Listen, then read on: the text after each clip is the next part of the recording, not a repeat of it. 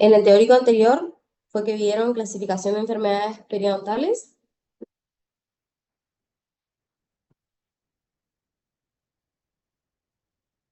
Sí, Sí, pero NASA, dimos eso. Vieron esto entonces. ¿Ustedes saben dónde encontrar este material o no? sí, en el Sí, aula en el está. aula está. Sí, en el aula está NASA.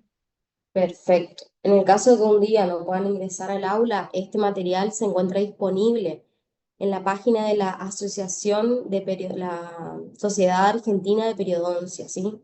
Ustedes ingresan a la página de la SAP, le decimos nosotros en abreviatura, y pueden encontrar este material disponible, que ahora van a ver que a lo largo de la presentación que tengo para mostrarles, yo lo que fui haciendo fue extractando las mismas imágenes de la clasificación con la intención de que ustedes se relacionen de forma directa y se vayan familiarizando con estos cuadros de clasificación y no con otros, porque si yo volvía a repetir los cuadros con mis propios colores, con mi propia distribución, lo que hago es darle más información a su cerebro y la idea y la intención es que ustedes vayan haciendo propios los cuadros de clasificación que tiene la clasificación de la SAP, ¿sí?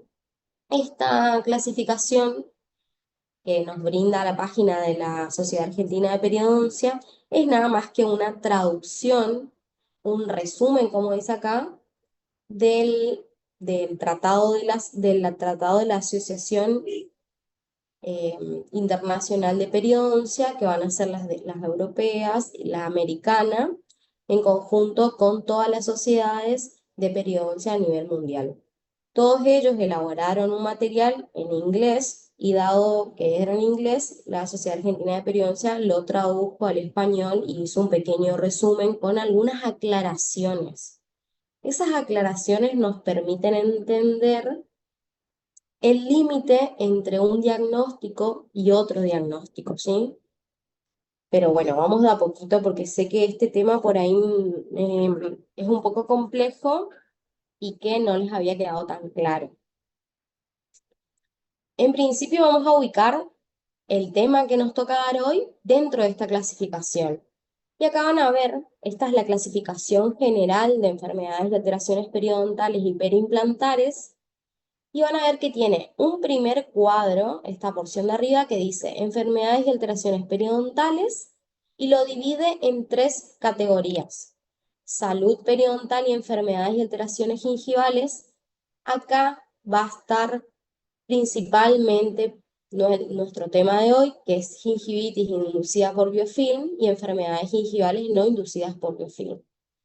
Dentro de las enfermedades que también se producen a nivel de la gingia, encontramos una en particular que a su vez va a estar subclasificada en formas de periodontitis, pero dentro de enfermedades periodontales necrotizantes, que va a ser la gingivitis necrotizante, del cual vamos a hablar en el taller el lunes. Entonces, los temas nuestros de hoy van a estar ubicados en esta primer parte del cuadro, ¿sí? Lo que también quería recalcarles es volver a retomar la clasificación para que ustedes vuelvan a ver los títulos marcados en negrita.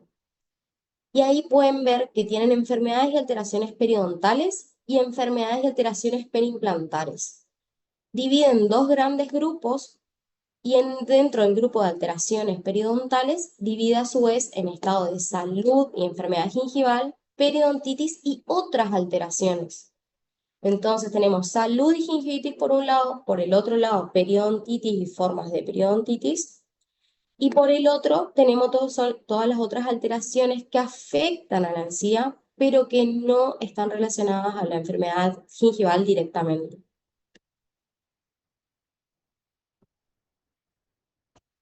Bueno, en la clasificación de 1999, que era una clasificación que nos permitía obtener muchísima información histopatológica de cada uno de los diagnósticos, esa clasificación antigua estaba subdividida en 8 categorías que en este pequeño cuadro que ven acá pueden identificar en amarillo clarito la clasificación vieja con sus 8 categorías, ¿sí? Y en el recuadro de arriba, en el que es amarillo bien oscuro, pueden identificar toda la nueva clasificación dividida en 4 categorías, donde en principio tenemos, donde les decía hoy, salud periodontal y enfermedades y infecciones gingivales.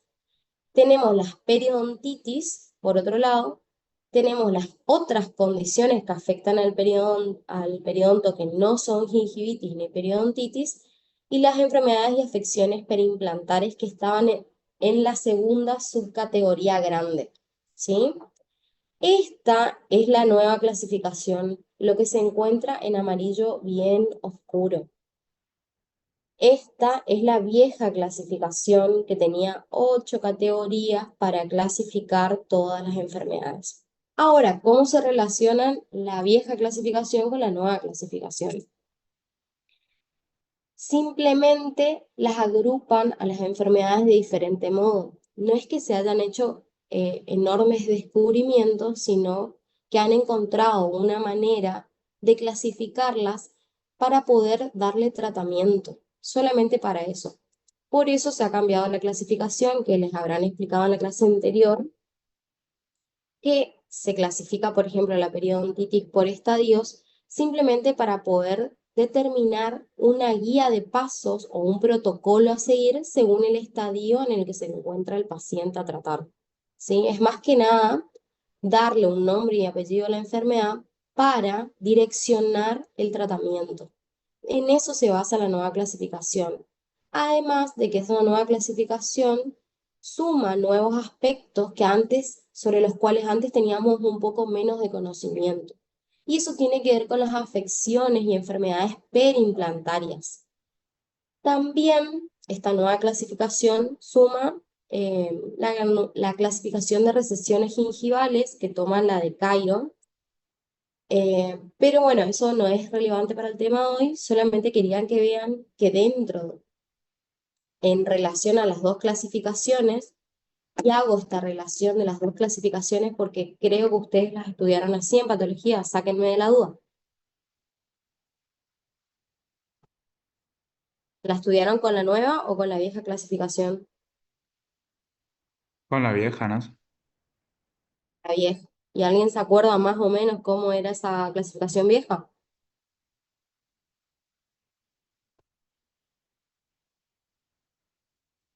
¿Se acuerdan de la periodontitis agresiva? ¿Se acuerdan de la periodontitis úlcero-necrotizante aguda? ¿De la gingivitis úlcero-necrotizante aguda? ¿Se acuerdan de esas cosas? Y sí, Naya, laguna, todo eso. Laguna y la puna. Bueno, y ahora en más, y lo van a poder ver escrito en la nueva clasificación, van a ver que ya no existe más laguna y la puna. Ahora se van a llamar gingivitis úlcero necrotizante, o sea, GUN y PUN, porque han descubierto, la gente que se dedica a estudiar muchísimo, los científicos que están detrás del nuevo conocimiento, determinaron que sí, la gingivitis úlcero necrotizante aguda luego podía convertirse en la periodontitis úlcero necrotizante aguda, había algo en el término aguda que no cuajaba, porque ustedes saben, ¿no? Que la periodontitis es una enfermedad crónica, porque implica la destrucción del hueso. Entonces había algo que no se podía enmarcar en una inflamación aguda, porque de hecho la periodontitis ya pasa a ser una inflamación crónica que en todo caso tiene episodios que agudizan simplemente, ¿sí?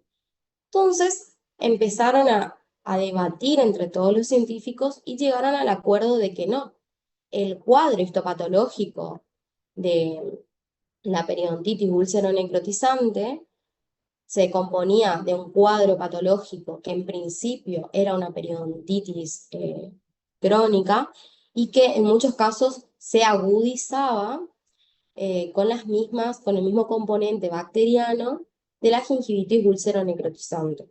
Entonces, a partir de allí, llegaron al consenso de que la palabra aguda se iba a eliminar del vocabulario y ahora van a ver y ya no existe más la periodontitis úlcero-necrotizante aguda y la gingivitis úlcero-necrotizante aguda, porque además, entre todas las investigaciones y el seguimiento de los casos clínicos, también pudieron ver que hay diferentes formas de aparición de estas patologías, de la gingivitis como la periodontitis úlcero-necrotizante, y que tienen que ver muchísimo con todos los factores sistémicos y locales del paciente.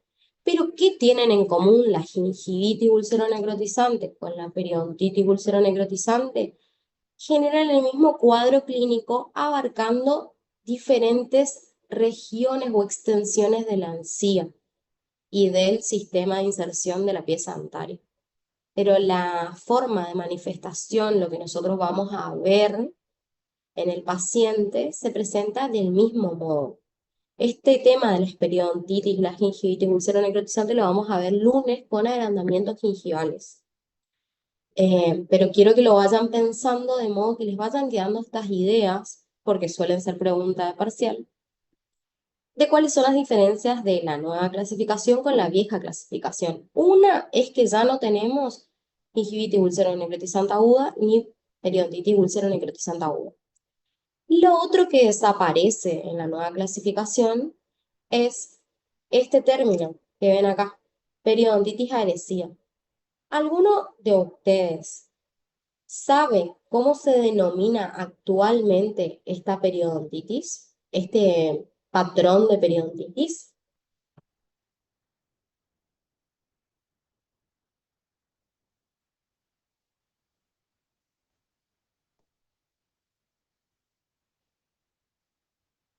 Brillos.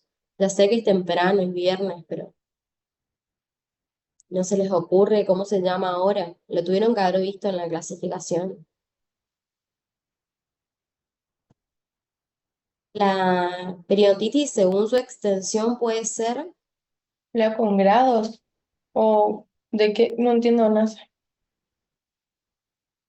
extensión. La periodontitis puede ser Generalizada, generalizada, o, generalizada. está bien lo Ah, que me decís, Gisela, está bien. Puede ser localizada o generalizada. Nos está faltando una tercera categoría, según la extensión. ¿Por estadios?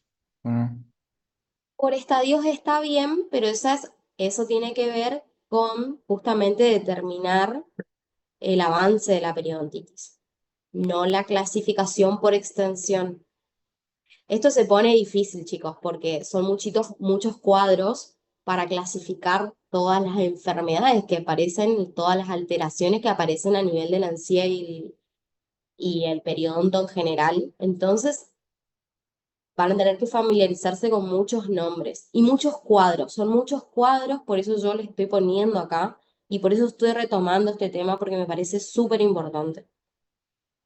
La clasificación por extensión de la periodontitis, como bien decía Gisela, es localizada, generalizada y una tercera forma que se llama patrón incisivo molar. No sé si el otro día pudieron hablar algo de esto. ¿No se acuerdan? no. Bueno. Creo que nuestro Ah, profe nos había señalado algo parecido, que él tenía en cuenta para la periodontitis los incisivos y los molares porque son los primeros dientes que salen, algo así nos había dicho. sí, y porque uno tiene que, para poder determinar el estadio, el grado de avance de la periodontitis, uno tiene que tener en cuenta ciertos parámetros. Y dentro de esos parámetros, lo primero que yo voy a revisar en una boca donde de diagnóstico presuntivo, yo creo que estoy teniendo una periodontitis, es ir a hacer el sondaje de los incisivos centrales y los primeros molares. Si después, en el resto de la ficha periodontal, yo encuentro que en toda la boca tengo sondajes mayores iguales o mayores a 4 milímetros, yo estoy en presencia de una periodontitis generalizada.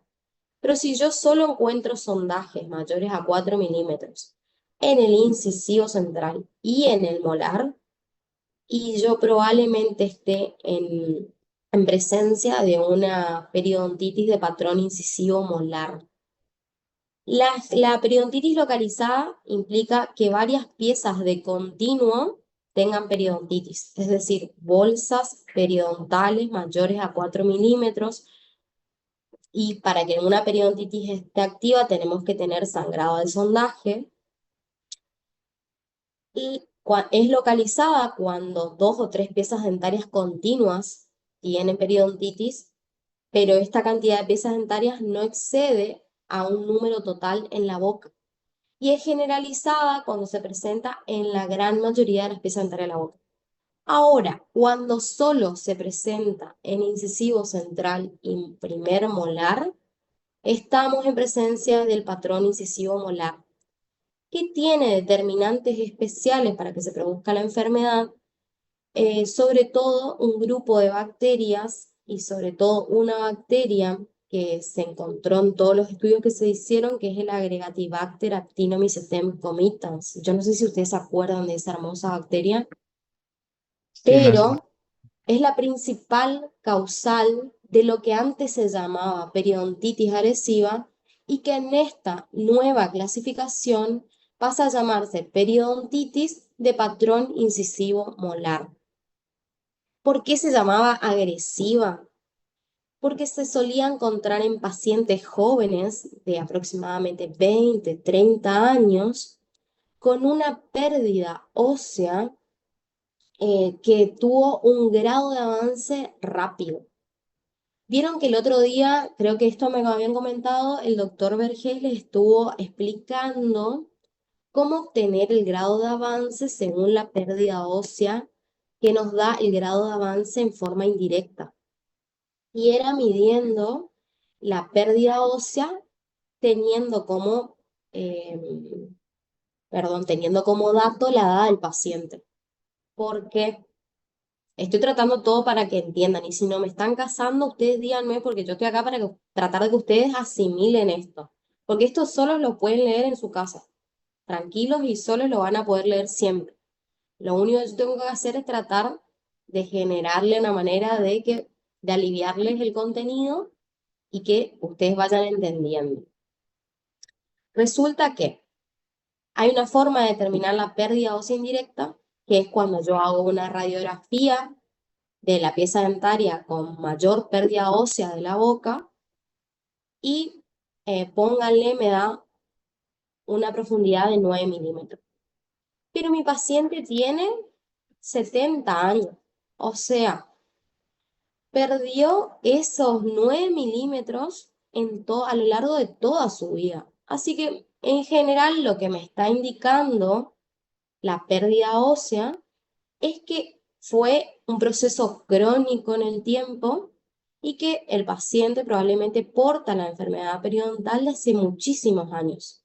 En cambio, si viene un paciente de 20, 30 años y tiene una pérdida ósea en el incisivo o en el molar de 9 milímetros, a mí me tiene que llamar poderosamente la atención porque, dada la edad de ese paciente, hace cuánto puede tener la enfermedad y ya tiene una evidencia radiográfica de pérdida, que también es importante decir que si en la radiografía yo veo 9 milímetros de pérdida ósea, cuando yo hago la ficha probablemente haya más pérdida ósea, porque la radiografía tiene un limitante, que ese limitante tiene que ver con la cantidad de espesor que se perdió de hueso. Y generalmente nos aparecen imágenes un poco radiopacas y ya tenemos pérdidas óseas significativas, ¿sí? Entonces, vuelvo a aclarar esto para ver si puedo cerrar la idea. Lo que ustedes ven radiográficamente respecto a la pérdida ósea siempre es menor a la pérdida ósea clínica.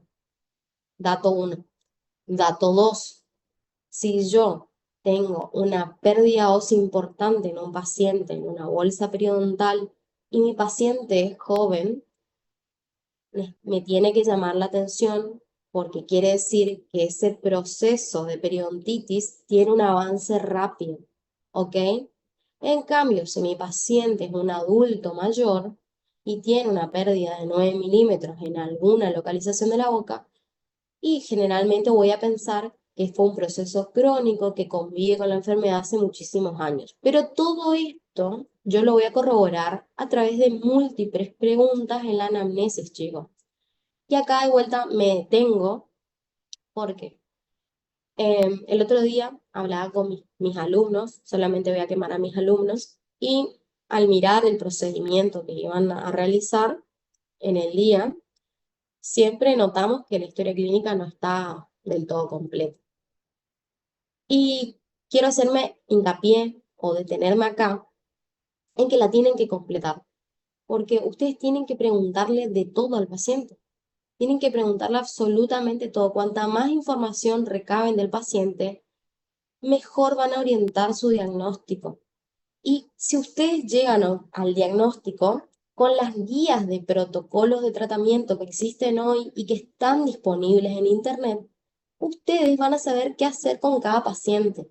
Acá lo importante en el grado en odontología y en la materia periodoncia, como en las otras, es que ustedes aprendan a ponerle nombre y apellido a lo que están viendo, porque los tratamientos, las guías de tratamiento, las guías de protocolo están disponibles en Internet.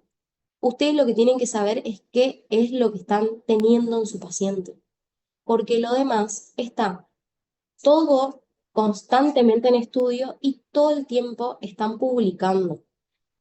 Un gran ejemplo de esto que les digo es que la Sociedad Europea de Periodoncia, que es la CEPA, perdón, la Sociedad Española de Periodoncia, tiene todas las guías de protocolos para cada uno de los estadios de enfermedad y para cada una de las enfermedades gingivales y periodontales publicadas en su página web.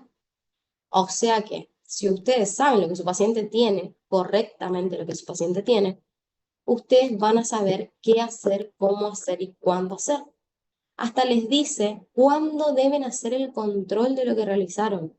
Imagínense lo práctico que es si ustedes aprenden a diagnosticar. Bueno, siguiendo con esto, ya les marqué dos grandes diferencias con la anterior clasificación y en realidad cuatro grandes diferencias, pero no importa, hice foco en dos nomás. La periodontitis agresiva y las enfermedades úlcero-necrotizantes que afectan el periodonto.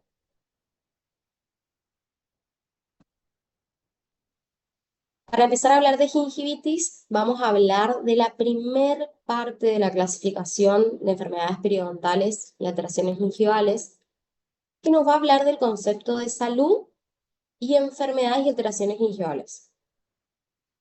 ¿Alguien acá recuerda que era el periodonto sano o el periodonto reducido?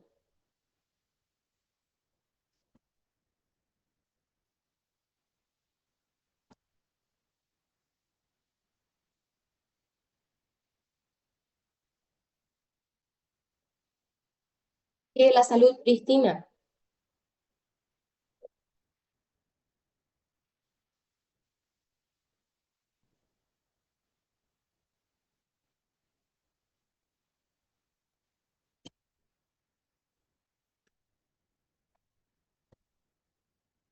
La salud clínica,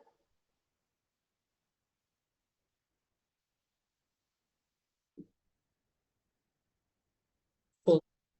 Va por ahí el concepto. La salud prístina es la salud de los tejidos periodontales que se ve en condiciones totales de ausencia de bacterias, en donde casi no tenemos una profundidad de sondaje de surco gingival casi igual a cero, chicos.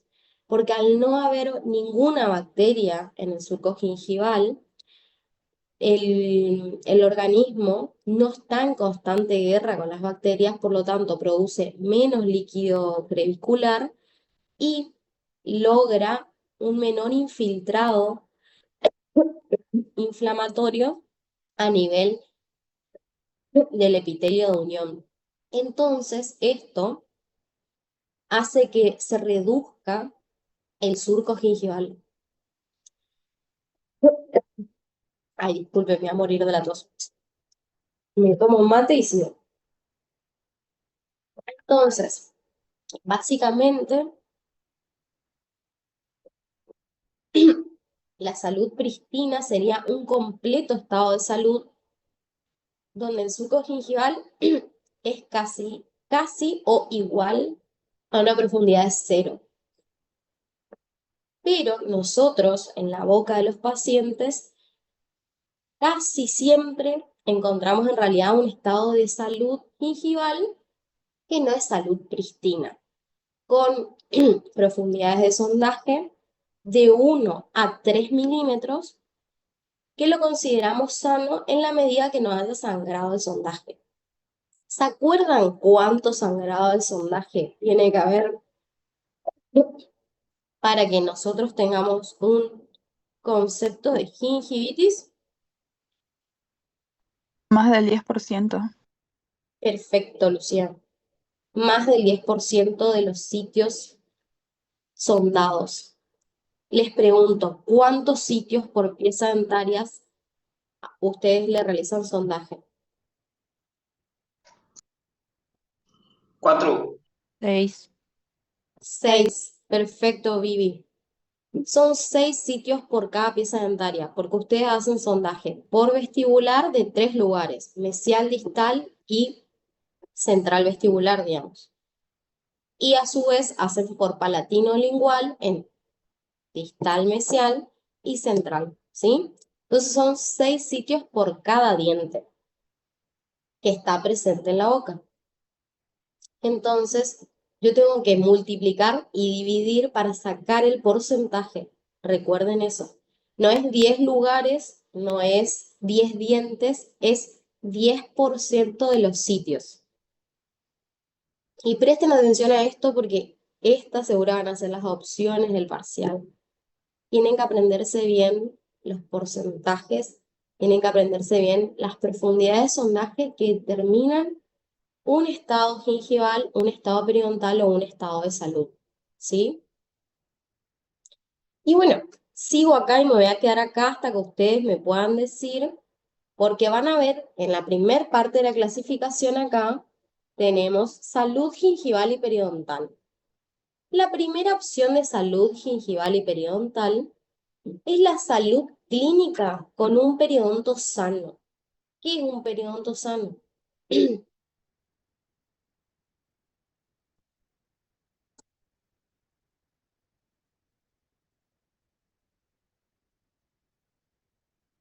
¿Saben un periodonto sano? ¿Qué es un periodonto reducido? Alguno acá me tiene que decir. ¿Qué es un periodonto reducido?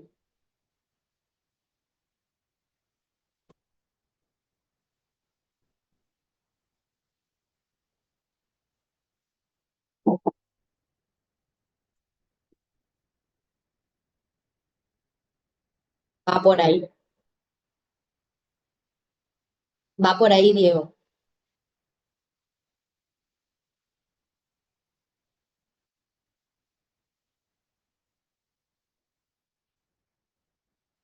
Se dirige hacia apical. Exacto. Muy bien, Bertoni. ¿Qué sucede? Ahora les voy a mostrar una foto y ustedes me van a decir qué es cada cosa. Pero el periodonto, ustedes a veces traen a la clínica pacientes pensando que son pacientes con periodontitis. Y resulta que el paciente se sienta en el sillón, ustedes hacen toda la historia clínica y cuando pasan a la ficha periodontal,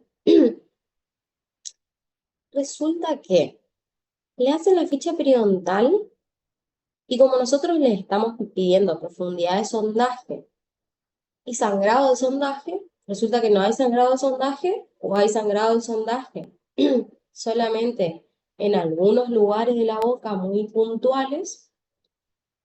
Y no hay profundidad de sondaje, hay profundidad 1, profundidad a veces 2.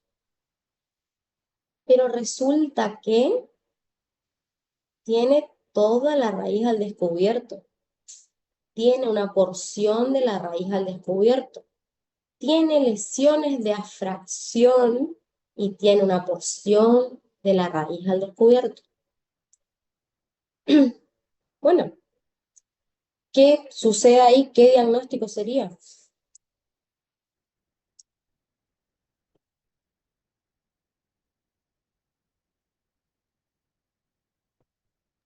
Una periodontitis recuperada, profe. Podría ser, pero ¿sobre qué periodonto?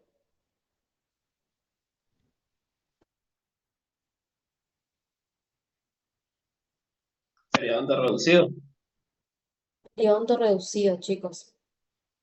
Es importante recalcarles esto del periodonto reducido y me voy a ir a mostrarles una foto que estaba más adelante, creo.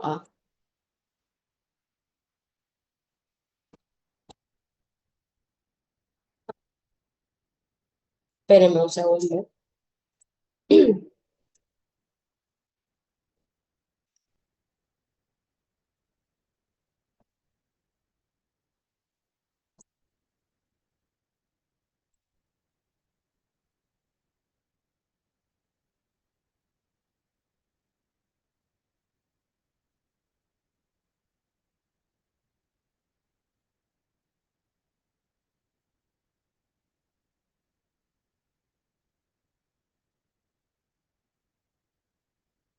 Ahí, ahí les voy a mostrar porque gracias a Dios están dando bien internet. Z,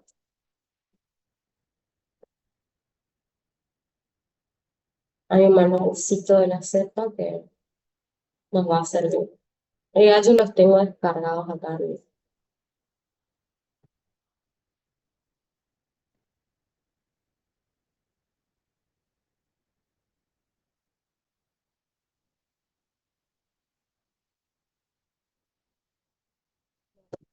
En breve. Les quiero mostrar una foto para que asocien. Yo la había, capaz que la tengo en el celu y me olvidé de ponerla en la presentación, pero la busqué para mostrarles.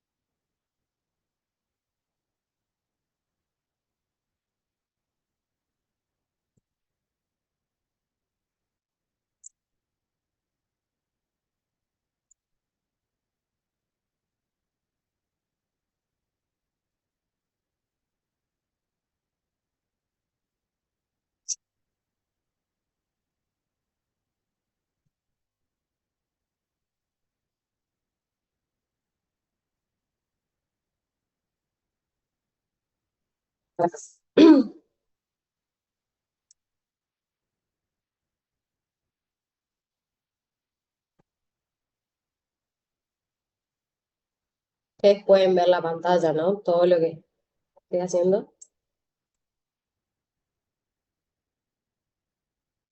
Sí, NASA.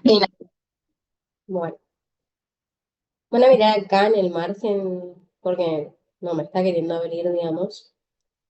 En el margen superior derecho van a ver que se ven unos incisivos centrales que tienen unas coronas un poco largas y que la luz no nos está permitiendo definir mucho, pero no sé si alcanzan a seguir acá mi mouse. Van a ver que hay una pequeña Sí se ve diferencia que nos un cambio de coloración un poquitito. Así ajá, nada, esa güey. coloración, ese pequeño cambio en el matiz ahí, nos indica que el tejido que está hacia apical es el cemento y esto para acá abajo, hacia incisal, esto por tejido coronario sea el esmalte. Este paciente que estamos viendo acá en la pantalla, ¿ustedes creen que tiene algún grado de inflamación gingival? Puede ser que lo pudo haber tenido o no. Pudo haber tenido sí y no. No lo sabemos porque tendríamos que hacer preguntas de la anamnesis al paciente, pero yo les muestro, quiero que vean algo acá ya en esta imagen. Y es que, fíjense, por favor, los separados que están estos dos incisivos centrales.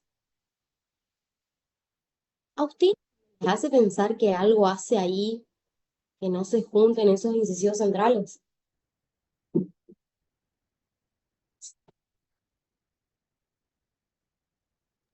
No, no hay caso.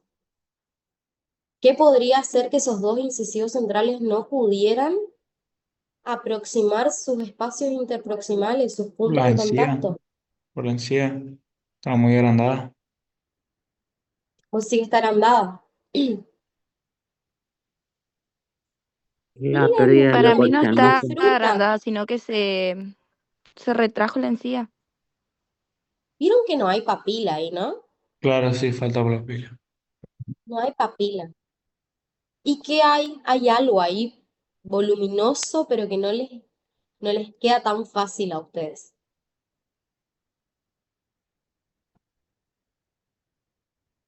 Por la pérdida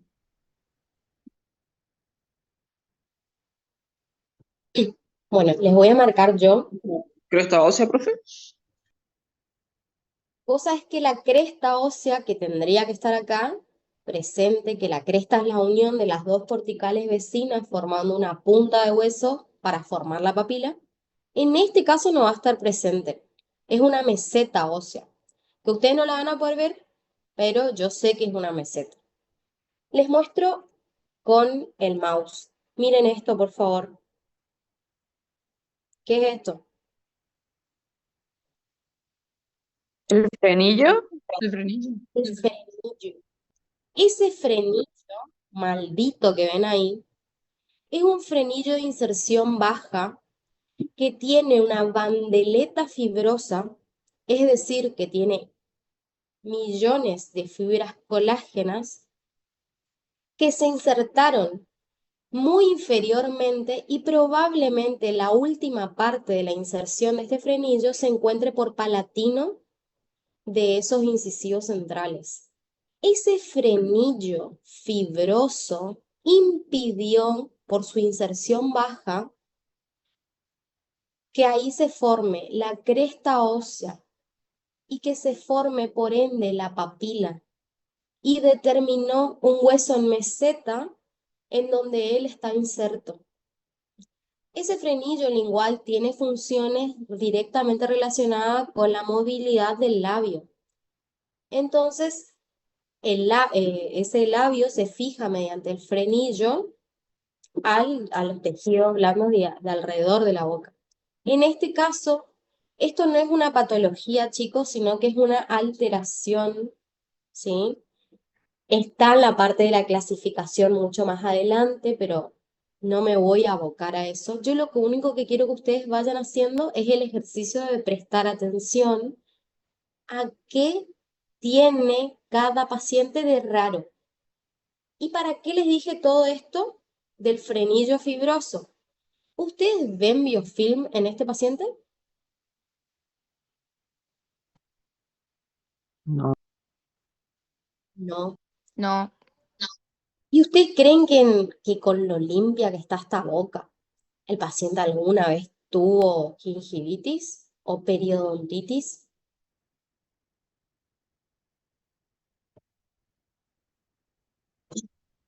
No sé. Difícilmente, como dice Diego. Ojalá sí haya tenido y se recuperó de este modo y es un paciente que está adherido totalmente a su higiene, pero eso no suele pasar. Probablemente sin conocer la historia clínica de nuestro paciente, que vuelvo a remarcar que es muy importante, este paciente tiene un periodonto reducido, chicos, causado por esa alteración de la inserción baja del frenillo. Jamás tuvo probablemente periodontitis Capaz tuvo en algún momento gingivitis, pero lo más probable es que este paciente nunca haya tenido periodontitis. Y tiene un periodonto reducido. ¿Por qué? Porque el hueso no se encuentra a nivel del límite amelocementario y porque no hay cresta ósea entre estos dos incisivos centrales. Y eso todo lo causó su frenillo.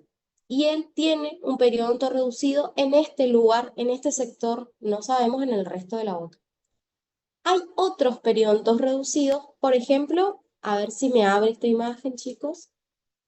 Ahí otra vez, no sé si se ve muy bien la calidad, pero en la imagen que está más a mi derecha, arriba en el margen superior derecho, se puede ver un paciente, que lo voy a escribir yo porque ya me quedan 17 minutos de teórico.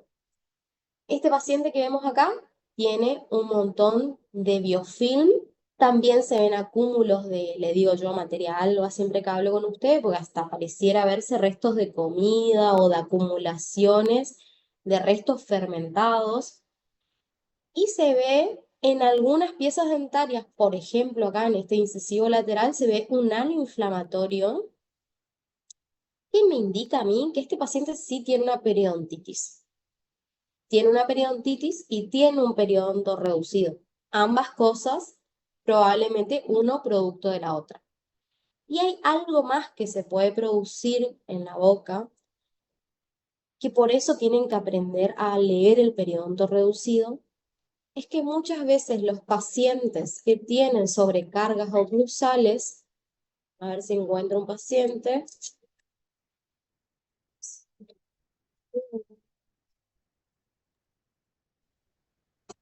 miren acá, hermoso. ¿Ven este paciente ahora? Sí, no sé. ¿Ven? Tiene todas fracciones y tiene, no vemos inflamación gingival alguna porque no vemos signos clínicos de inflamación y estamos viendo un periodonto reducido, pero nosotros le estamos viendo la raíz del diente. Se entiende que hay periodontos reducidos que van a estar ligados a enfermedades gingivales y periodontales, y hay periodontos reducidos, como el caso del frenillo, como el caso de las sobrecargas oclusales, que no van a estar relacionados a la periodontitis. Pero para complicarles un poquito más, va a haber periodontos reducidos que van a tener periodontitis y gingivitis y encima van a tener a la vez, concomitantemente, un caso de inflamación gingival o periodontal. Así que empiecen a mirarlo el periodonto reducido, empiecen a apropiarse del concepto de periodonto reducido. Pero si ustedes ven raíces dentarias, tenemos periodonto reducido. Después podemos agregar si tiene periodontitis o no tiene periodontitis y si tiene trauma oclusal o no tiene trauma oclusal. Esas ya son discusiones para más adelante. Voy a volver a la presentación.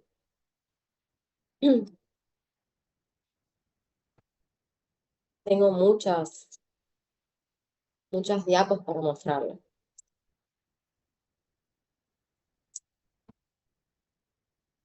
Bueno, como les decía, podemos tener salud clínica en un periodonto sano que no tuvo pérdida de inserción, o en un periodonto reducido en un paciente sin periodontitis, como es el caso del paciente con el frenillo, o tener salud clínica en un periodonto reducido en un paciente con periodontitis tratada con éxito y estable, que en el momento no presenta signos de periodontitis, pero tuvo antes una periodontitis, que era lo que Diego hoy me decía. Yo quiero que se lleven también de esta clase que una vez que el paciente fue diagnosticado con periodontitis, por eso les corté y le pegué acá abajo, nosotros jamás le volvemos a decir que ese paciente no tiene periodontitis. Una vez que le dimos el diagnóstico de periodontitis, el paciente es un paciente periodontal por siempre y por siempre tiene periodontitis. Esa periodontitis puede estar sana, puede estar estable, pero el paciente nunca deja de tener periodontitis, ¿sí? Siempre va a estar en constante control, va a ser un paciente para nosotros de por vida, ¿sí? Controlado, pero de por vida. Acá está el cuadrito de periodonto intacto, periodonto reducido, salud e inflamación gingival. Este cuadrito tienen que estudiar sí o sí, ¿ok? No hay solución para esto. Bueno, acá les muestro esta imagen. Ahora que hablamos de un montón de cosas, ¿qué diagnóstico le dan a este paciente que están viendo?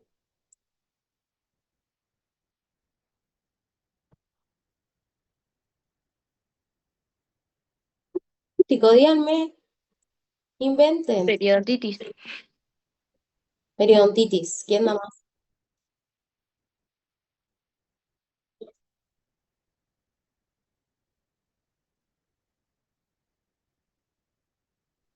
Puede No ser, tenemos la profe, ficha salud clínica periodontal gingival. para saber el sangrado del sondaje, pero a simple vista, por signo clínico, no se ve estado inflamatorio alguno. Pareciera un periodonto reducido en un paciente saludable, ¿ok? Y bueno, llegamos a la gingivitis. Esta es la clasificación de gingivitis. Primero, lo que les habla en la primera partecita del cuadro es las formas o el terreno donde se puede presentar una gingivitis. Podemos tener una gingivitis en un periodonto intacto, podemos tener una gingivitis en un periodonto reducido, y acá les mato. ¿Cómo en un periodonto reducido yo diagnostico una gingivitis? ¿Qué parámetro voy a tomar? ¿Qué me dice a mí que yo estoy en presencia de una gingivitis? El sangrado del sondaje. Sangrado del sondaje y lo de la bolsa está bien, Diego, pero ¿qué profundidad de bolsa? Hasta 3 milímetros. Bien, Ana Paula, perfecto. Hasta 3 milímetros. O sea, yo tengo un paciente que le veo la raíz, le estoy viendo, pero hago toda la ficha periodontal, me da, sí, más del 10% de los sitios con sangrado del sondaje, pero la profundidad de bolsa es de 3 milímetros, entonces yo no estoy teniendo periodontitis, yo estoy teniendo una gingivitis, ¿ok? Eso tienen que ir procesando. Por otro lado, puedo tener una gingivitis en un periodonto reducido en un paciente que fue tratado con éxito en la periodontitis y ahora tiene solamente profundidades de bolsa hasta 3 milímetros y tiene sangrado del sondaje en más del 10% de los sitios. En ese caso, yo tengo un periodonto reducido en un paciente con periodontitis estable, pero tengo una gingivitis. Les hago un matete, ¿eh? ¿Sí? ¿Se están mareando? Bueno, no era fácil, pero yo necesito repasar estas cosas con ustedes. Dentro de lo que son las gingivitis, nosotros vamos a encontrar aquellas que son inducidas por la presencia del biofilm, de la placa bacteriana, de toda esa obra de ingeniería de las bacterias, y aquellas que se dan en presencia de biofilm, pero están mediadas por factores de riesgo sistémicos o factores de riesgo locales. ¿Cuáles son los factores de riesgo sistémico? Que estas son las preguntas de la anamnesis y de la historia clínica.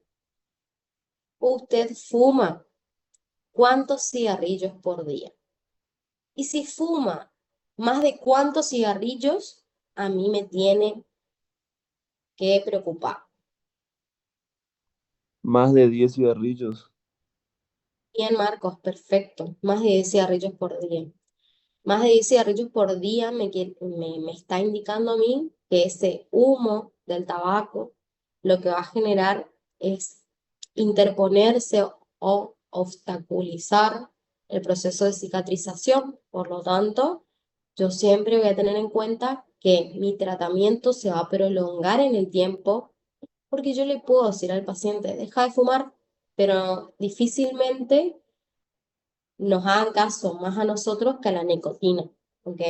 Entonces, nosotros únicamente vamos a tomar ciertos recaudos o vamos a tener en cuenta este dato para instaurar nuestro tratamiento. Si nosotros podemos inducir a que el paciente fume menos a través de nuestra explicación, considérense unos crack, unos grosos, porque le han ganado a la química humana de la nicotina y su paciente les valora un montón en su vida.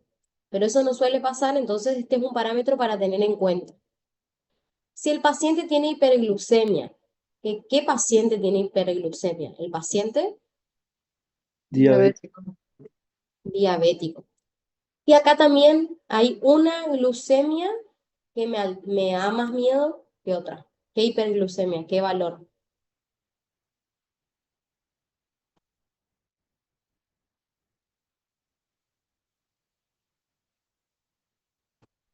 Cri, cri, los grillos. Bueno, resulta que hay un estudio que se llama hemoglobina glicosilada, que mide el azúcar que tuvo en sangre mi paciente por lo menos los últimos 2 meses y medio. Este dato me dice a mí, en general, qué tan alta tuvo el azúcar los 2 meses pasados mi paciente. Cuando la hemoglobina glicosilada me da valores superior a 6,5 o 7, me preocupa más que si da menos de 6,5 o 7, ¿sí? Ese es el parámetro. Lo otro es, a veces el paciente no se hace estudios periódicamente, pero sabe que tiene diabetes, y en ese caso nosotros vamos a preguntarle si está estable y controlado, si tiene su aparatito de control, cómo se controla y demás, y vamos a tener en cuenta todas las últimas glicemias que se haya medido. La glicemia normal es hasta 110, es el valor de azúcar en sangre normal. A partir de 110 nosotros estamos en hiperglicemia y ahí nos tiene que preocupar. Pero no es lo mismo un paciente que tiene 150 de glicemia que un paciente que todos los días tiene 230, 270, ¿se entiende? Entonces, eso también es un indicador de cómo nosotros vamos a instaurar el tratamiento, porque el azúcar realmente es el que más afecta el proceso de cicatrización, porque como sabrán, eh, obstaculiza absolutamente todo el sistema de complemento, todo el sistema de defensa, todos los mediadores y todos los involucrados en el proceso de cicatrización, sobre todo hasta los fibroblastos, las fibras colágenas, los osteoclastos. Tiene muchísima injerencia en todos los componentes celulares y en todos los mediadores químicos que están involucrados en el proceso inflamatorio y en el proceso de cicatrización. Además, hay otras gingivitis que están mediadas también por factores nutricionales, por agentes farmacológicos. Y acá en agentes farmacológicos le hago un paréntesis porque van a ver que abajo de la presentación dice hipertrofia gingival inducida por fármacos. Hay fármacos que son estudiados hace muchísimos años porque producen agrandamientos gingivales. Esos fármacos no son los agentes farmacológicos que están involucrados en en la gingivitis inducida por biofilm, pero mediada por factores de riesgo sistémico. Son más bien otros agentes farmacológicos, por ejemplo, los anticonceptivos.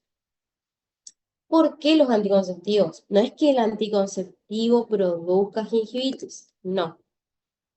También les voy a dar otro ejemplo que no les va a producir tanto miedo, es los procedimientos o los fármacos que se utilizan durante los tratamientos de fertilidad producen muchísima vascularización.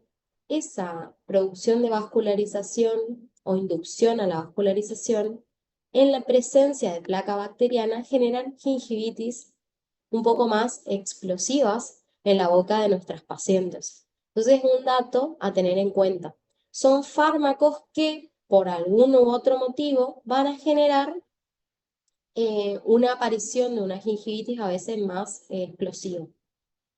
Acá les dice hormonas sexuales esteroideas del ciclo en la pubertad. ¿Por qué la pubertad? ¿Por qué los adolescentes suelen tener gingivitis?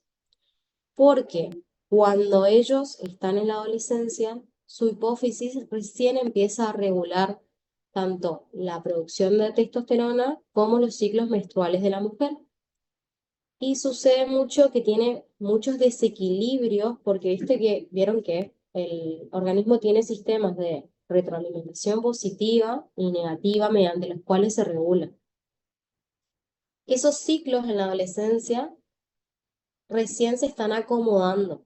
Entonces, en este proceso en que el cuerpo se está acomodando, suelen haber mayor flujo de hormonas y picos de hormonas que hacen que en presencia de biofilm en la boca, el paciente tenga gingivitis más explosivas.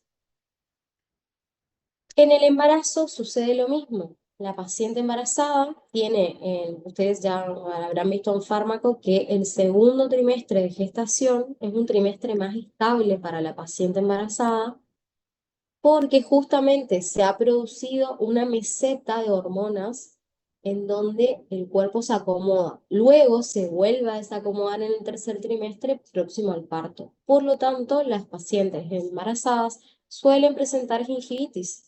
Y cuando tienen el niño o dejan de estar embarazadas, con la misma cantidad de biofilm no presentan cuadros tan exacerbados, pero sí o sí necesitamos del factor biofilm. También tenemos trastornos hematológicos como la anemia, que causa un tipo especial de gingivitis, o los cuadros que tienen al revés concentraciones altas de hematocrito. Y después tenemos los factores de riesgo locales, que son los factores retentivos de placa. Vieron que dentro de la terapia básica, que es el tratamiento que ustedes instauran en periodoncia, en el tratamiento de terapia básica, ustedes en una parte del tratamiento lo que hacen es eliminar todos aquellos lugares o nichos que acumulan placa. Entre ellos están las restauraciones que no están bien pulidas, los márgenes desbordantes de las restauraciones, las restauraciones muy convexas, coronas muy convexas. Y adivinen quién también que está presente en muchísimas personas que se atienden con nosotros. Los aparatos ortodóncicos. Los aparatos ortodóncicos son factores retentivos de placa y suelen aparecer muchísimo en la boca de los pacientes portadores de ortodoncia, gingivitis, que si no se tratan a tiempo, pueden convertirse rápidamente en periodontitis. Por último, dentro de la clasificación de gingivitis inducida por biofilm, se encuentran las hipertrofias gingivales inducidas por fármacos, también llamadas agrandamientos gingivales. Toda esta clasificación A, B y C son en presencia de biofilm. Sin biofilm no se producen. ¿Qué ven acá en esta foto?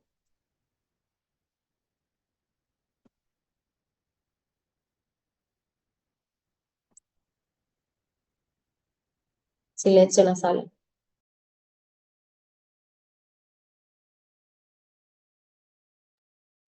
Inflamación, no sé. Cambia de coloración. Sí, hay cambio de coloración. ¿Qué más hay? ¿A dónde está el cambio de coloración?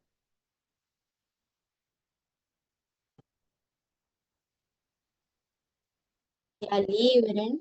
¿Y en dónde más? En las papilas hidromatales. En las papilas, sí. En las papilas tenemos. ¿Y qué? ¿Pero qué más ven? O sea, ¿ven cambio de coloración? ¿Algo más?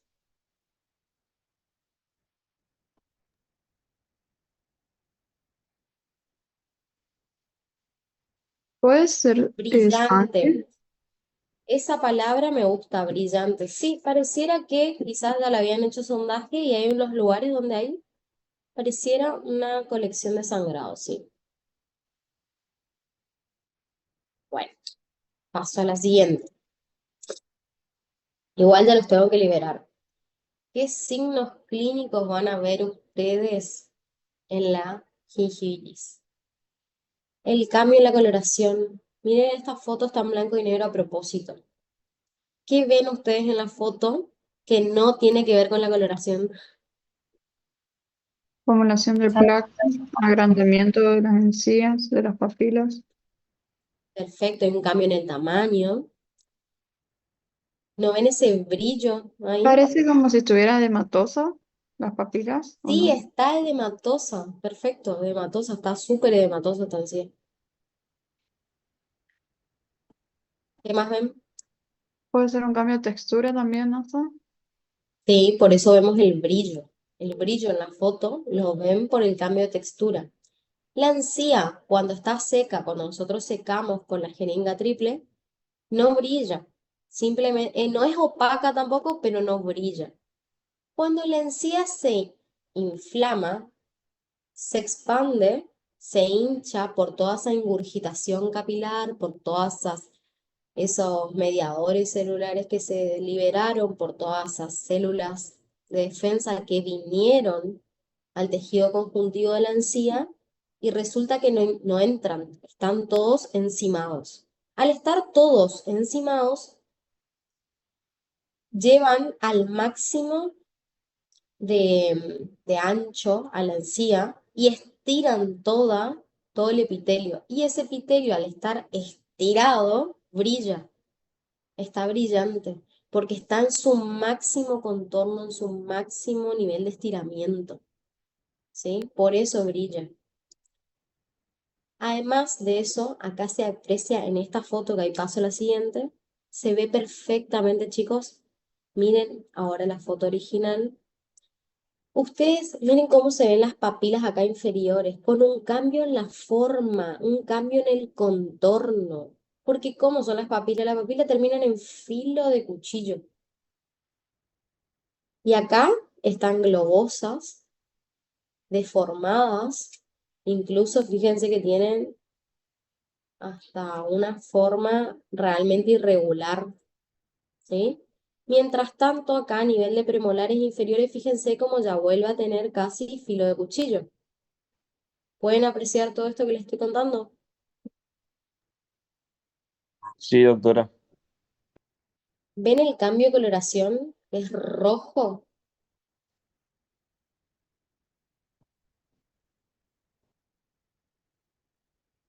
Sí, exacto. Zona de premolares está próximo a tener un estado más saludable. Bueno, ya son las 9:06 y sé que tienen teórico de...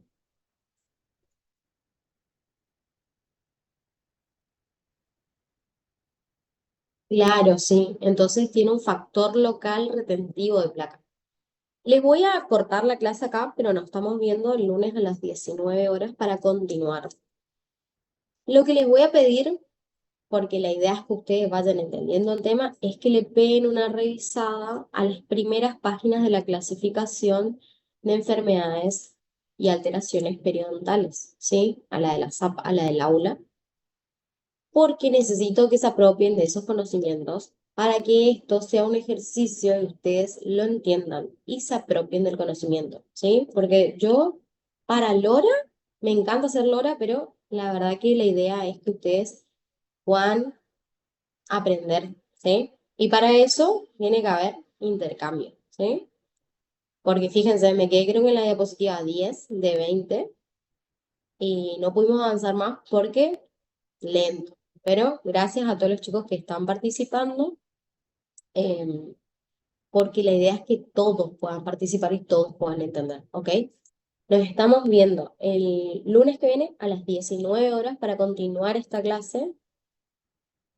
Necesito que ejerciten todo lo que tiene que ver con inflamación y que lean la nueva clasificación.